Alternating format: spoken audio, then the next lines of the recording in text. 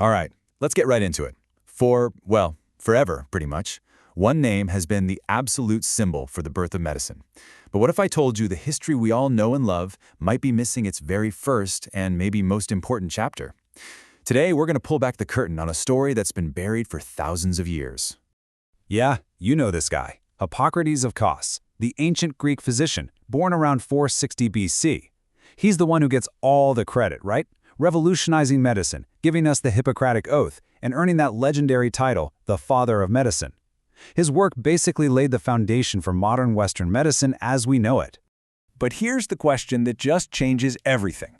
Was he really the first person to practice medicine with a scientific, rational mindset? I mean, was he the OG medical pioneer? If you look at the historical record, the answer is a pretty clear nope.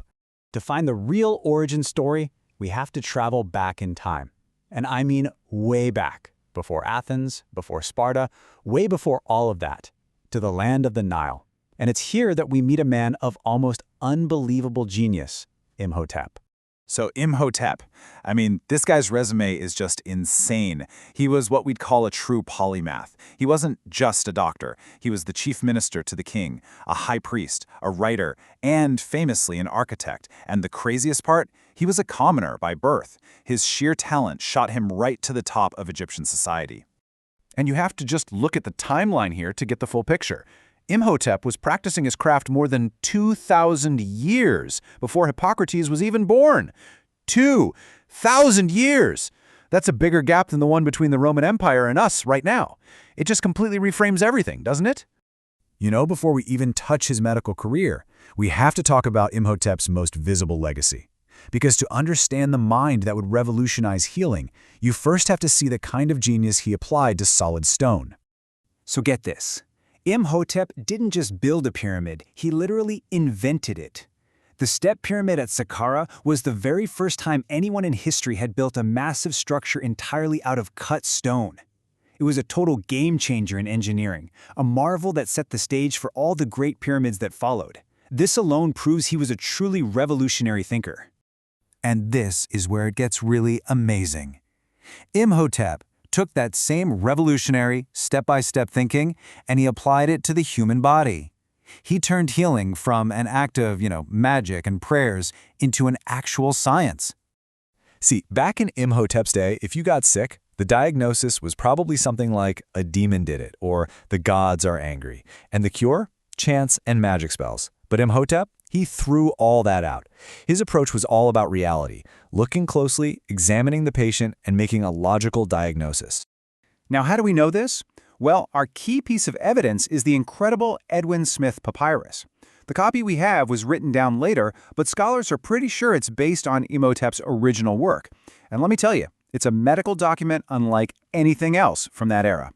Yeah, this isn't some book of mystical spells. It's a practical, clinical guide. It methodically goes through 48 real-world trauma cases, from skull fractures to spinal injuries, and analyzes them with a clear scientific eye. This is the moment medicine stepped out of the shadows of superstition and into the light. And just listen to this. This is his advice for treating a nasty cut, taken right from his text. It's practical, it's direct, and honestly, it sounds astonishingly modern. That isn't the language of a magician. That is the language of a surgeon. The papyrus lays out this whole systematic process. First, you examine the patient, then you make a diagnosis, and then, and this is so important, you give a prognosis. Imhotep even had a triage system, deciding if a case was treatable or, beyond his ability to fix. He dealt with everything from gout to gallstones and used actual techniques like splints, sutures, and bandages. So what happens to a guy like this? An incredible mind, way ahead of his time. Well, his influence was so huge that over the centuries, his story just grew and grew. He wasn't just remembered, he was worshipped. About 100 years after he died, people started honoring him as a demigod of medicine. Fast forward a couple thousand years, and boom, he's promoted to a full-blown god, the Egyptian god of healing. Even the Greeks worshipped him. They basically said, hey, this guy is our healing god, Asclepius. He became so much more than a person. He became a symbol of healing itself. For thousands of years after he walked the earth, people would travel to temples dedicated to him, praying and leaving offerings, all in the hope of being cured. So let's bring it all back to where we started. If Imhotep was this important, I mean, a god of medicine, worshipped for millennia. Why on earth do we only ever talk about Hippocrates? And look, this isn't just some fringe theory. Sir William Osler, one of the founders of modern medicine, flat out called Imhotep the true first physician to emerge from the fog of ancient history. So the question remains, why was he forgotten? Well, it seems that as Greek culture rose to power, they took in and built upon the knowledge of older civilizations like Egypt.